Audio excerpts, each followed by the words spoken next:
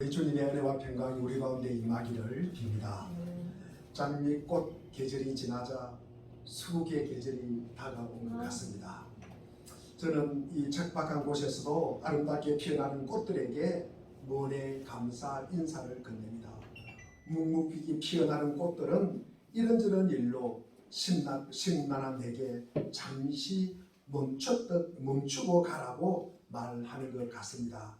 해야 할 일에 대한 부담과 하지 못한 일에 대한 후회 사이에 우리는 늘 왔다 갔다 합니다. 마음이 우리를 속일 때가 참 많습니다. 예레미야는 그래서 이렇게 탄식합니다. 만물보다 더 거짓되고 아주 썩은 것은 사람의 마음이니 누가 그 속을 알 수가 있습니까? 예레미야 17장 9절 말씀입니다. 이런 말이 지나치다고 아마 생각하시는 분도 있을 것입니다. 다른 사람은 몰라도 나는 그렇지 않다라고 말하고 싶은 이들도 있을 것입니다. 저도 한때는 그런 생각을 품을 때가 있었지만 지금은 이 말씀에 너무나 전적으로 동의합니다. 인간의 지성, 감성, 의지는 그렇게 신뢰할 만하지 못합니다. 자기중심적이고 이기심과 욕망에 물들어 있기 때문입니다. 최고의 지성을 가진 사람이라 해도 이익에 담백하지 못할 때, 권력욕을 내려놓지 못할 때 매우 추해질 수 있다는 사실을 우리는 너무나 잘 알고 있습니다. 오늘 본문 38절에 눈은 눈으로 이로라는 말은 우리 정세는 너무 잔인해 보이고 야만적인 느낌이 듭니다. 그러나 당시에는 이 율법에 따른 말씀처럼 사람을 향한 하나님의 특별한 배려가 담긴 본문입니다. 우리는 모태에서부터 죄를 가지고 태어났기 때문에 우리의 본성은 늘 자기중심적이고 이기심이 만연하고 나를 보호하고 싶은 충동을 가득 차 있습니다. 이 땅을 살아가면서 나를 행복하게 해주는 사람과 마음을 어렵게 하는 사람을 만나는데 특히 나를 해코지하는 사람에게는 최대한 갚아주려는 본성을 띠게 마련입니다. 그리고 내가 다른 것보다 훨씬 더 많이 보복하고 싶어합니다. 상대가 내게 작은 해코지를 해도 많이 갚아주고 싶고 뭘 하나 잘못하면 많이 잘못한 것처럼 대갚아야 속이 시원한 것이 우리의 본성입니다. 상대가 새총을 쏘면 나는 기관총을 쏘고요.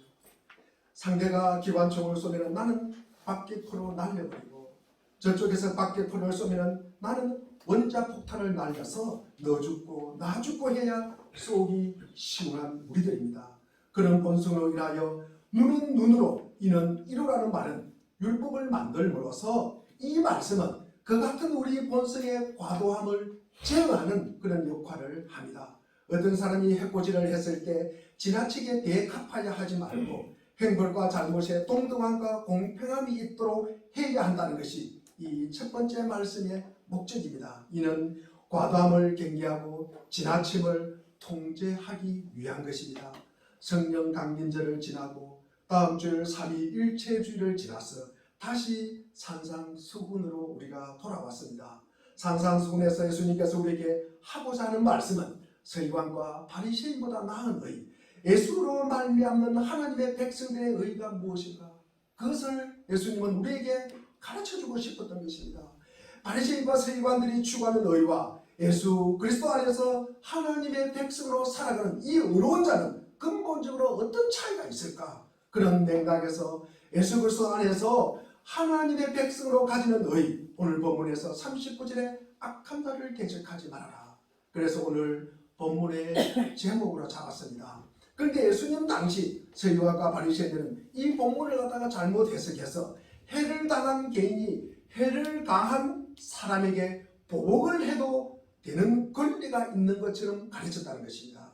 신앙생활을 하는 동안 우리 역시 하나님의 말씀 그 자체의 길을 열어 듣기보다는 굽어진 우리 본성으로 자꾸 왜곡하고 싶어합니다. 하나님의 말씀이 나를 내 편에서 말씀하고 있구나, 나를 위로하고 있구나, 나를 합리화하고 있구나, 내 편에서 나를 갖다가 이렇게 우리는 그렇게 해석을 합니다. 우리의 나쁜 본성을 말씀이 지지해주는 방향으로 자기 중심이고 자기 본의로 성경을 해석하는 경향이 있다는 것입니다. 주님께서 그들에게 39절에 악한 사람에게 맞서지 말아라. 주님은 악한 자를 악으로 대적하지 말고 선으로 악을 이기라고 말씀을 하고 있습니다. 나의 손과 힘으로 부패하고 타락한 본성을 따라 개인적인 복수를 하지 말라고 말씀을 하고 있습니다. 우리 본성의 대갚아주고 싶은 이 욕망이 이끄는 대로 악을 대하고 그리고 바라보면 안 된다고 우리에게 말씀하고 있습니다. 로마서 12장 7절을 보면 아무에게도 악을 악으로 갚지 말고 모든 사람이 선하다고 생각하는 일을 하려고 애쓰십시오. 상대가 해코지하고 의도적으로 나쁘게 대할 때 절대로 악을 악으로 갚지 말라고 합니다. 이런 이야기를 들으면 아마 적잖은 분들은 이런 생각을 하고 있을 것입니다. 왜 나만 가지고 그러냐고, 언제까지나 나만 손해보고 살아야 되냐고, 언제까지나 나만 당하면서 참으면서 살아야 되냐고, 나는 억울하다 라고 아마 그런 느낌을 받으실 것입니다. 우리 로마서 12장 19절 말씀을 우리 한번 다 같이 읽어보겠습니다. 시작. 여러분 스스로 원수를 갚지 말고 그 일은 하나님의 진노하심에 맡기십시오. 성경에도 기록하기를 원수 갚는 것은 내가 할 일이니 내가 갚겠다고 주님께서 말씀하신다 하였습니다. 원수를 갚는 일은 누가 하신다고요? 다시 한번. 원수를 갚는 일은 누가 합니까? 하나님께 속한 일이라는 것입니다. 하나님은 우리를 억울하게 하지 않으실 분을 믿습니까? 하나님께서 우리를 억울하게 하지 않으실 분임을 믿습니까? 그렇다면 우리가 악을 악으로 갚지 말아야 합니다. 그래서 우리에게 해를 가하는 사람에게 우리가 직접 복수를 갖다가 하지 말아라는 말씀입니다. 그러면 우리가 부르심을 받은 우리는 성도는 우리가 무슨 일을 해야 될까? 무슨 일을 해야 될까? 로마서 12장 20절에 보니까 내 원수가 줄이거든 먹을 것을 주고 그가 목마르다 하거든 마실 것을 주어라. 그렇게 하는 것은 내가 그의 머리 위에 숯불을 쌓는 셈이 될 것이다 라고 하였습니다. 우리의 원수가 배고프거든 것을 먹을 것을 주고 그리고 목마르거든 마시게 하라. 우리가 누구에게 하라고요? 누구에게? 원수에게. 자, 제가 잘 들었습니다. 원수에게 그렇게 꼭 하셔야 됩니다. 모두가 그런 대답을 하셨습니다. 그리고 숯불을 갖다가 머리 위에 쌓는다는 말은 무엇일까? 옛날에는요 참 불이 귀했습니다. 지금처럼 이렇게 뭐 가스가 있고 이렇게 성냥이 있어가 탁 끓이면은 불이 붙고 그런 시절이 아니었어요. 굉장히 불이 귀하기 때문에 불을 한번 피우면은 이걸 불을 꺼뜨리지 않기 위해서 굉장히 애쓰고 했습니다. 그래서 이웃에게 혹시 우리가 불이 꺼지면은 불을 갖다가 이웃에게 구하러 갈 때 무엇을 가지고 갑니까? 이게 항아리 같은 거, 도자기 같은 것을 갖다가 머리에 이고 갔다는 거예요. 그래서 이거 불을 갖다가 줄 수 있을 때 남을 주라는 말씀이에요. 그래서 우리가 선을 베풀 때 잘 베풀라는 것입니다. 나도 불이 꺼질 때가 있다는 말씀이에요. 그래서 우리의 친절이 그들을 갖다가 우리가 친절하게 하면 할수록 상대가 회개하게 될 것이다 라고 생각을 했던 것입니다. 물론 우리가 숯불을 갖다가 머리에 이지 말라는 이 다른 해석도 좀 있습니다. 그런데 저는 이렇게 해석을 하였습니다. 로마서 12장 21절에 보니까 악에게 치지 말고 선으로 악을 이기라고 합니다. 성경은 악을 대갚고 심판하는 본성이 우리 속에 있지만 그런 본성을 따라 세상을 살지 말고 악에게 치지 말고 악으로 선을 이기라고 권면을 합니다. 그런데 이 같은 귀한 본문을 훌륭한 분들이 잘못 해석하는 경우가 있었어요. 우리의 톨스토이라는 이 문학가는 본문에 근거해서 그러니까 이 본문에 근거해서 그러니까 경찰도 없애야 된다. 전쟁 절대 하면 안 되지. 군인 없애야 된다. 재판 같은 거 없애야 된다. 감옥 그런 거 없애야 된다. 이 톨스토이는 늘 이렇게 주장을 합니다. 간디도 본문에 근거해서 무저항 운동을 일으킵니다. 모두 본문을 오해한 것입니다. 하나님 나라의 백성으로 해코지하는 어떤 사람을 만날 때 우리가 한 개인으로서 우리가 보복을 하거나 악을 악으로 갚으려고 해서는 안 된다는 것입니다. 그러나 중요한 것은 이 개인의 이익과 관계될 때는 악을 악으로 대응하거나 보복하면 안 되지만도 불의한 자가 사회 그리고 국가의 보편적으로 무관 시민을 갖다가 아프게 할 때는 시민의 한상으로 불의한 자를 제압해야 되는 것입니다. 더 이상 악한 일을 못하도록 해야 한다는 것입니다. 그래서 군인, 때로는 경찰, 또 법관, 그리고 검사, 국가의 질서 유지와 권위를 가지고 죄를 범하는 자를 체포하고 재판하고 감옥에 보내야 하는 것입니다.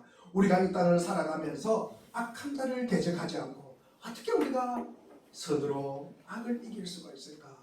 오늘 구체적인 방법으로 우리 39절, 40절, 41절, 42절 네 가지를 우리에게 말씀을 하고 있습니다. 우선 선으로 악을 이기는 것은 39절에 보니까 누구든지 오른쪽 뺨을 치거든 왼쪽 뺨도 돌려대며 그렇습니다. 누군가가 나의 뺨을 치는 이 신체적 가해를 갖다 하거나 인격적으로 모독으로 굴욕감을 안겨줄 때 절대로 분을 터뜨리거나 즉각적으로 보복 수단을 찾으면 안 된다는 것입니다. 오른쪽 뺨을 맞을 때 왼쪽 뺨을 또 맞아도 되는 것처럼 반응을 하라는 거예요. 한 차례 맞으면은 세상이 이렇게 거꾸로 돌아가는 것처럼 붕괴하지 마시고 또 왼뺨도 맞을 것처럼 그렇게 반응을 하라는 거예요. 문제의 핵심은 이 마음의 부패한 본성에 들어가 있는 자기 보호, 자기 방어, 자기 높임 등 자기를 다루는 주제와 밀접하게 연결되어 있다는 것입니다. 뺨을 맞으면 굉장히 모욕적이에요. 굉장히 이 부분은 굉장히 감정적입니다. 물론 우리가 뺨을 맞아도 뺨 맞아가지고 죽었다고 하는 분은 아마 잘 없을 것입니다. 그런데 이게 우리가 뺨을 맞으면요 죽을 만큼 굴욕적이라는 거예요. 굴욕적이라는 것입니다. 그래서 그래도 우리가 그런 자존감을 내려놓고 자기에게 민감하지 말고 자기를 방어하려 하지 않는 사람처럼 오른밤을 맞으면 왼밤을 돌려대라는 것입니다. 우리가 인격적 모독을 당할 때 서리와 삶이 무시되고 우리가 굴욕적인 취급을 받을 때 대답해주려고 하지 말고 더 당해도 괜찮은 사람처럼 자기를 향해 민감하지 말라는 것입니다. 이럴 수가 있겠습니까? 한 분이 대답하셨어요. 이럴 수가 있겠습니까? 이따가 제가 삼겹살 먹으면서 7시 제가 뺨을 때리면은 제가 설교를 갖다가 어떤 그 반응을 보면서 설교를 잘 들었는지 안 들었는지를 제가 시험하겠습니다. 그래야 바리새인과 서기관보다 더 나은 의래요. 그런 사람들이 뭡니까? 구원받은 사람들이에요. 그런 많은 사람들이 우리가 진정한 그리스도인이라는 말씀입니다. 두 번째로 우리가 선으로 악을 이기는 것은 우리 40절 한번 읽어보겠습니다. 40절. 자, 40절 시작. 너를 걸어 고소하여 내 속옷을 가져가는 사람에게는 겉옷 가지고 내주어라. 그렇습니다. 자, 그 당시 우리가 누군가가 속옷을 달라고 고발했을 때 겉옷까지 주라. 겉옷은 한 벌밖에 없어요. 겉옷은 굉장히 특수한 것입니다. 굉장히 좋아요. 겉옷은. 그리고 이 겉옷은 그 당시 내 땅에는 일교차가 심하잖아요. 그러니까 이 겉옷은 밖에 있을 때 늘 이불 역할을 합니다. 이불 역할을 하기 때문에 그래서 우리 출애굽기 22장 26절에 보면은 겉옷을 저당 잡았을 때 해가 지기 전에 뭐하라? 돌려주라. 돌려주라 그러잖아요. 그래서 겉옷은 뭡니까? 자기의 기본권이에요. 자기의 생존권이라는 것입니다. 겉옷이 없으면 못 사는 거예요. 살 수가 없습니다. 그런데 재판에서 어떤 사람이 겉옷이 아니라 속옷을 달라고 하는데 그때도 아낌없이 겉옷까지 주라 하는 말씀이에요. 많은 사람들이 자기 권리에는 굉장히 민감합니다. 여러분 요즘 가끔 소송 보면은요 이게 그 집과 집 사이에 그 다음에 밭과 밭 사이에 그것이 조금 이렇게 이게 그 경계가 모호한 때가 있습니다. 그러면 이게 청량을 해서 정확하게 선을 끊습니다. 여러분 선을 끊습니다. 이게 자기 권리가 조금 침해되면 이게 참지를 못해요. 힘들어합니다. 굉장히 힘들어합니다. 이 내 권리잖아요. 내 권리. 그러나 그것과 같이 그 누구도 요구할 수 없는 이 정당한 권리조차도 언제든 포기하고 내려놓을 수 있는 사람처럼 사는 것이 성도로서 세상에 사는 방법이다. 아멘. 네. 이런 사람이 예수 그리스도 안에서 하나님 나라의 백성으로 사는 자들이다. 세 번째로 선으로 악을 이기는 것은 우리 41절에 보면 누가 너희들어 억지로 오리를 가자고 하거든 심리를 같이가 주어라. 왜 억지로라는 말을 넣었을까? 당시 로마 제국은 정복국가입니다. 정복국가는 피정복국가민에게 억지로 오리를 가도록 명령할 수 있는 권리를 가지고 있었대요. 그래서 예수님께서 십자가를 지고 가다가 쓰러졌을 때 누가 대신 집니까? 구레네 사람 시몬을 불러서 대신 지고 가게 합니다. 아무렇지도 않게 불러다가 명령을 합니다. 그것이 피정복민들이 당하는 어려움입니다. 그렇게 억지로 우리를 가게 하거든 그것뿐만 아니라 그 이상이라도 기꺼이 할 각오를 갖고 임하라는 것입니다. 이렇게 노예 정신으로 시키는 것만, 그러니까 다시 말해서 최소한의 기준만을 채우려고 하지 말고 요구하는 것보다 넉넉하게 그리고 초과해서 심리까지도 자원하는 마음으로 기쁘게 응하라는 것입니다. 우리가 주님의 말씀을 들을 때 우리의 행동과 처지와 느낌을 말하면서 이리저리 피하지 말고 한 번만 우리가 입장을 다르게 해서 이 주제를 다루어 보라는 것입니다. 너희는 시키는 것만 합니다. 너희는 하라는 것만 해요. 너희는 최소한 것만 합니다. 최소한 것만 합니다.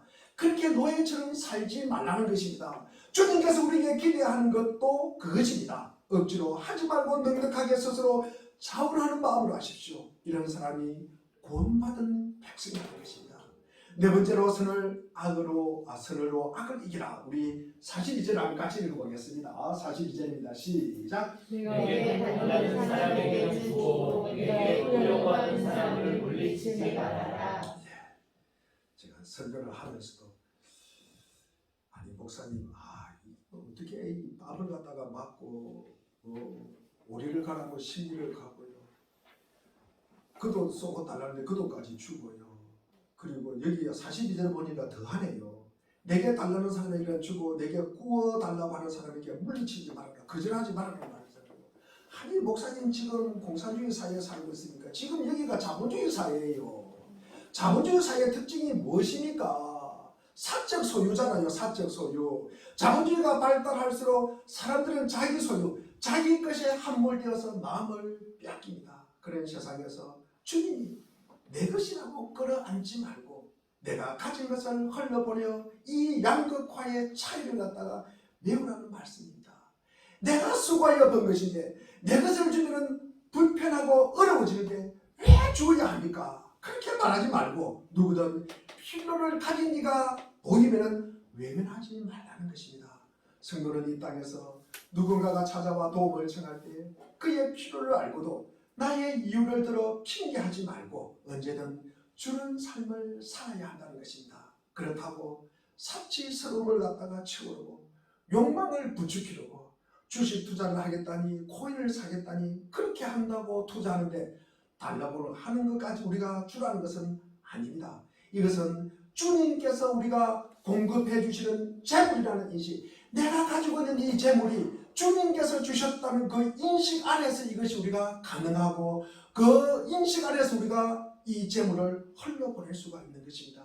일정한 정도를 꾸준히 떼어서 이웃의 필요를 돕기를 우리는 결심하며 살아갑니까?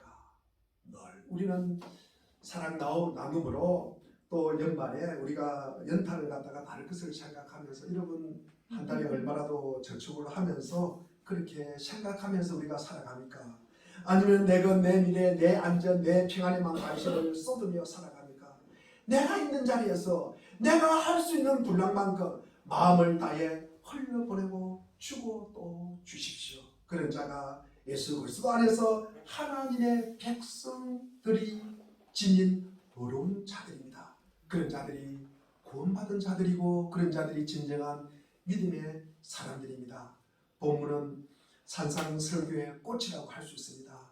이보다 더 기독교를 기독교 되게 하고 이 본문보다 더 비그리스도인과 이 그리스도인들을 갖다가 구별하는 선명한 지점이 아마 없을 것 같습니다.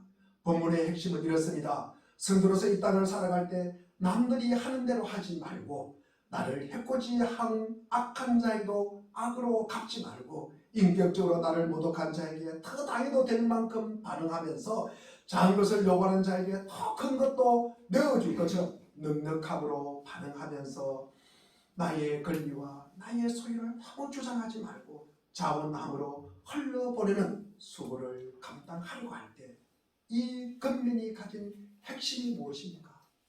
여러분, 그 기지에 깔려있는 가장 중요한 핵심이 무엇입니까? 모든 근면은 하나의 중요한 흐름이 있습니다. 무엇입니까? 바로 자아입니다. 자기 자신에 대한 태도입니다. 사람과의 관계에서 자기를 어떻게 다루는가 하는 것이 모든 근면의 핵심입니다. 오늘 본문에서 주님은 자아의 문제와 우리 자신에 대한 우리 태도에 내내 관심을 가지십니다. 우리 주님은 우리의 자아의 가면을 벗기고 노출시키려고 합니다. 자아는 인간 타락에 기인한 것입니다. 자기를 사랑하고 자기를 자랑하고 자기를 높이고 자기를 영화롭게 하고 심지어 자기를 하나님의 자리까지 앉히고 싶어하는 것이 우리 자아의 모습입니다. 그런 사람들이 이 자아를 온갖 방법으로 보호하고 그리고 지키려고 합니다. 그런 우리를 향해 주님이 그렇게 하지 말라. 자아를 깨뜨리라고 말씀하십니다.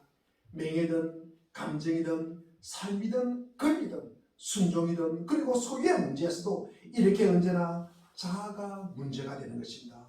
이 지나친 자아 때문에 우리는 하나님과 대적하게 되는 거예요. 이 자아 때문에 우리는 예수 그리스도와 비난하게 되는 거예요. 이 자아 때문에 감정이 상하고요. 이 자아 때문에 삶이 엉망이 되고요. 이 자아 때문에 관계가 뒤틀어지고요. 이 자아 때문에 욕심과 정욕이 생기는 것입니다. 우리는 쉽게 자아를 자기 기분이라고 합니다. 기분이 나쁘면 천국도 싫고 구원도 싫다고 합니다. 도대체 교회 안에서 이런 말도 안 되는 소리가 어디 있습니까, 여러분? 이런 말도 안 되는 소리가 어디 있습니까? 누군가가 우리의 마음을 치며 인격을 모독했을 때 마치 자아가 다 깨져서 손상될 것이 없는 사람처럼 자기가 죽어야 한다는 것입니다. 성도는 이것은 최소한의 나이에 걸리며 핵심적인 권리다라고 말하면서 자기를 방하지 않고 언제든 양보하고 물러설 준비를 하면서 이 땅을 사는 것입니다. 해를 입었을 때 상대에게 안갚함하지 말고 자기를 살려내버려서 어떤 행태로든 자기를 자랑하거나 높이거나 영화롭게 하지 말아야 한다는 것입니다. 자기가 밟혀 죽어야 마땅한 사람인 것처럼 스스로에 대한 관심을 끊고 자신을 향해 민감성을 제거하고 상처를 받을 수 없는 상태로 들어가라는 것입니다. 누가 욕을 하든 누가 때리든 누가 무슨 소리를 하든 내게 상처를 갖다가 받지 말라는 것입니다. 상처는요, 내가 받아들일 때 상처가 되는 것이에요. 내가 받아들이지 않으면 그 상처는 상처가 되지 않는 것입니다. 남이 나에게 욕을 하든 어쨌든 간에 어떤 모욕을 주더라도 내가 받지 않으면 되는 것입니다. 저는 우리가 남들보다 좀 더 나은 사람으로 머물기를 원치 않습니다. 그리고 우리가 좀 더 윤리적이고 좀 더 도덕적이고 좀 더 훌륭하게 좀 더 나이스하게 보이는 삶을 살기도 원하지 않습니다. 우리 자신을 위해서 얼마나 우리는 윤리적으로 행할 수도 있고요, 나이스하게 보일 수도 있습니다. 하지만 기독교가 원하는 것은 그것이 아닙니다, 여러분. 기독교가 원하는 것은요, 이 누가 어떻게 우리를 다루든 간에 우리 자아가 죽어서 자신에 대해서는 아무 감각도 없는 사람처럼 살아가는 것입니다. 인격 모독이든 재물에 대한 것이든 명예든 권리에 대한 것이든 그 무엇이든 간에 자아를 향해 민감하기를 멈추라는 것입니다. 자기에 대해 완전히 무너져서 하나님과 이웃이 나의 중심 자리에 들어온 삶이 살 수 있도록 그렇게 내 자신을 내어주라는 말씀입니다. 중심축이 자아에서 이웃과 하나님으로 이동한 사람이 성도입니다. 이런 성도가 삼위일체 하나님과의 관계 안에서 그분을 믿고 따르고 살아가는 사람이 되는 것입니다. 바울은 고린도전서 4장 3절과 4절에서 내가 여러분에게 심판을 받든지 세상 법정에서 심판을 받든지 나에게는 조금도 문제되지 않습니다. 그뿐만 아니라 나도 나 자신을 심판하지 않습니다. 우리 4절 말씀을 그냥 읽어보겠습니다. 시작. 그러나 너희도 내가 의롭게 된 것은 아닙니다. 나를 심판하시는 분은 주님이십니다. 사람들은 비난과 조롱과 모욕과 찬사와 인정 등에 대해서 민감할 것이 아니라 죽어야 하는 것입니다. 그런 것으로 스스로를 평가하지 않고 심지어 자기를 보는 관점에 대해서도 죽어야 합니다. 하나님이 나를 어떻게 보시는가, 하나님께서 나를 어떻게 보시는가에 대해서 거기에 대한 소망과 관심을 두고 사는 사람이 성도입니다. 목회를 하며 제일 마음이 아픈 것은요, 사람들이 자아를 갖다가 다루는 것이 무엇인지를 모른다는 게 있습니다. 겉으로 착하고 자기를 희생하는 것처럼 보여요. 그런데 속을 들여다보면요, 자아를 꽉 붙잡고 그리고 용접을 해가지고 있는 것 같아요. 자기 방식을 포기하지 않아요. 자기 방식을, 자기에 대한 판단, 평가를 갖다가 포기하지 않습니다. 하나님과 아무 관계가 없이 세상적으로 좋아 보이는 것들을 붙잡고 사는 사람들이 얼마나 많은지를 모릅니다. 우리가 이 땅을 살면서 오른밤을 맞고 속옷을 요구받고 우리를 억지로 동행하도록 요구받고 내가 땀 흘려 번 것인데 달라고 요구하는 사람을 만날 때 우리가 봐야 하는 것은 그들과 우리의 관점이 다르다는 거예요. 우리 안에는 자아를 향한 무너짐이 있으니까 바리새인과 이 서기관들의 기각은 눈은 눈으로 이는 이로를 순전히 율법적으로 물리적인 것으로만 해석을 했다는 것입니다. 주님은 결국 아니다. 그것은 영의 문제다. 그것은 너희의 태도다. 특히 너 자신에 대한 너희의 태도의 문제다. 주님께서는 진실로 나의 제자가 되려면 마태복음 16장 24절에 너는 너 자신에 대하여 죽어야 함을 너희에게 보여주어야 한다. 세 번째입니다. 우리 한번 읽어보겠습니다. 시작. 그때 예수께서 제자들에게 말씀하셨다. 누구든지 나를 따라오려거든 자기를 부인하고 제 십자가를 지고 나를 따라오라. 존귀하신 하나님 아버지께서 나를 위해 독생자까지 내어주시고 십자가에 못 박혀 죽게 하신 하나님이 나를 얼마나 정당하고 합당하게 대우해 주실지 믿기 때문에 사람들이 보이는 반응에 좌우되지 않는 것입니다. 십자가에 못 박히신 예수 그리스도가 우리의 삶의 기준이 되어야 하는 것입니다. 그 십자가가 우리 삶의 뿌리가 되어야 하는 것입니다. 그것이 바로 믿음입니다. 그렇게 사는 사람이 참 그리스도인입니다. 바리새인과 서기관보다 더 나은 의, 예수 그리스도 안에서 하나님의 백성들이 지닌 어려운 자들이라는 것입니다. 그런데 지독한 자기 중심성을 갖고 태어난 우리가 어떻게 본성을 거스르는 삶을 살 수 있을까? 작은 해를 입어도 많이 대갚아주고 싶은 악한 본성을 가지고 있는데 다른 사람 눈에는 믿음이 좋은 것 같아도 남들처럼 소유해야 되고 미래가 담보될 것처럼 생각을 하고 안심하는 본성을 가지고 있는데 어떻게 자아를 향해 죽고 남을 중심 자리에 두고 나는 가장자리에 설 수 있을까? 남의 필요 때문에 나의 불편을 감수하는 삶을 살아갈 수가 있습니까? 그래서 이 본문이야말로 우리의 실체를 시험하고 되어보는 리터머스 시험지에 해당하는 핵심 본문입니다. 어떻게 이것이 가능하겠습니까? 어떻게 이것이 가능하겠습니까? 우리가 주님을 만날 때만 가능한 거예요. 우리가 주님을 볼 때만 가능한 것입니다. 우리가 주님과 동행할 때만 이것이 가능하다는 말씀입니다. 구절을 우리가 자주 묵상하십시오. 예수님에 비추어서 자기를 바라보는 사람이 아니면 불가능한 일입니다. 본성이나 결심, 내 노력, 내 능력으로는 이렇게 살아갈 수 있는 사람은 아무도 없습니다. 주님이 행하신 귀한 일입니다. 하나님이신 그분이 인간의 몸으로 이 땅에 오셔서 죄인이고 병자인 나를 위해 하신 일을 여러분들 꼭 기억하시기를 바랍니다. 주님이 가신 걸음걸음을 묵상하고 그 걸음걸음에 비추어 자기 생을 바라보는 성도가 아니면 아무도 이렇게 살아갈 수가 없습니다. 생각조차도 할 수가 없습니다. 예수님에게 이끌려 믿음으로 살아가는 성도가 아니면 불가능한 일입니다. 우리 사랑을 물된 동성교 교회 여러분, 예수님께 이끌려 믿음으로 살아가는 성도가 드러나기를 기대합니다.